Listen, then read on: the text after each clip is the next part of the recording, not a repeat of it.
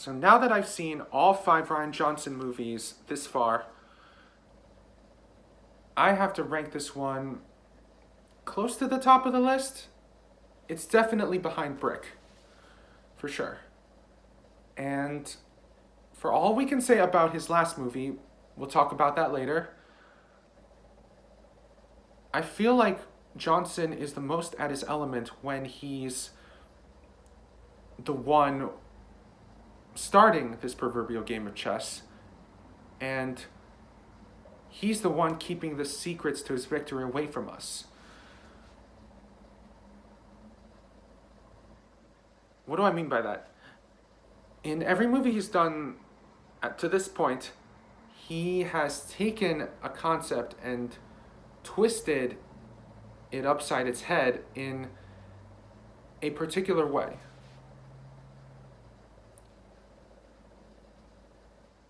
Now, what I think is that the more succinct the concept is and the shorter the ideas are within it, the more it works to his advantage. And Knives Out is a prime example of that. Now, this movie is essentially a more pristine version of Brick in that instead of a high school, we're centering around this family estate with a father who is a world-renowned murder mystery writer. And his death leads to this investigation led by an eccentric Daniel Craig. Now, what sets this apart from Brick is that in Knives Out, he's already laid the foundation of a decent murder mystery. But he sprinkles enough of the top layer for us and him to include all the missing pieces we need to complete the story. So this is where I think the subverting of expectations works best. Because with this type of movie, it's not about the outcome, but rather the journey that leads to that. One good example of this is the interrogation scenes with all the family members. Now, we have the best actors for this role, and you need really good actors to not only play to the duality of being interrogated by investigators, but also show their true colors the moments before the patriarch's death. And each of them are intercut well. And we got great portrayals from Don Johnson, I think, Jamie Lee Curtis, Chris Evans, who is the lovable petty asshole now. There's Michael Shannon and Toni Collette. I think her portrayal's very underrated. But once we get to the caretaker character, played by Ana de Armas, her role now, that's the twist into this concept. Because when we first started out with these characters, we see each of them have a motive of killing the patriarch. But now, the caretaker, first off, she can't physically lie. Like, it'll make her puke. And second, she has become one of the more important parts of the patriarch's life before his death. Now, it's no longer who did the deed, but rather what was the purpose that led to the murder. And with this wrench in the whole thing, who is the caretaker, we have to ask the question, what role is she playing now that she's become vital to this case? And also, how is she going to play this game? And that's the cool part, because this is a murder of a murder mystery writer. And I think Daniel Craig's character says it best. I'm paraphrasing, but there's like this donut with a hole in it, and then there's more holes. Now I'm going to take this a little further, because we already have a big hole where the solution has to be. But all of a sudden, there's holes within that hole that need to be patched up in order for this whole thing to be complete.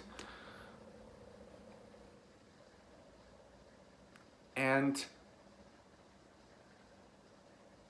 Johnson has the task of now keeping several things held from us, but also revealing them in a very subtle way. And I feel like this is a great turn on what we've seen so far in the murder mystery genre, because the closest we got to this was Clue, where a lot of things happen, but we're not sure if they're connected or not. And in a way, this is kind of the same thing in Knives Out, but we're looking at it in a very different perspective this time around. We're no longer wondering who was responsible, but rather, is there more to the responsibility than what has been led on? And this movie takes us for a ride, but we're hooked. We're fascinated by the fact that maybe because nothing has been revealed yet, at least to anyone but the caretaker and possibly the investigator, we want to see how the events play out as the story goes. And in a way, Johnson keeps us very hooked and surprised. So when we're finally revealed the truth of the matter, it's not like the aha moment was like there all along. There's always these intricacies that we didn't bother looking for because we were so busy waiting for the answer to come out. And I think that's what makes Johnson a very interesting filmmaker, because the fact that he was asked to continue the story of Star Wars, and he kind of made it his own. As much as I like it, I can understand that there was more expectation to those characters than anyone else. And I think that's why a lot of fans didn't like it. Whereas here in Knives Out, we establish the characters in the right way. We see them on screen as both, members of a family that have been spited by their patriarch in several ways, but also in a way want to protect their estate.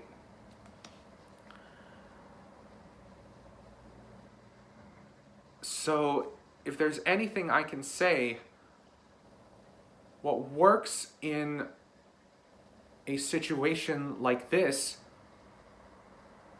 may not exactly work in other situations. And Knives Out is an example of the former, and it shows that Johnson is probably better at creating his own game and making his own rules rather than following them. And I don't know what says about his next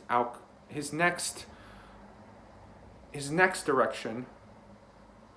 I know he's making another trilogy of Star Wars movies, and I just kind of hope that this is him laying down another foundation that he can play this game on.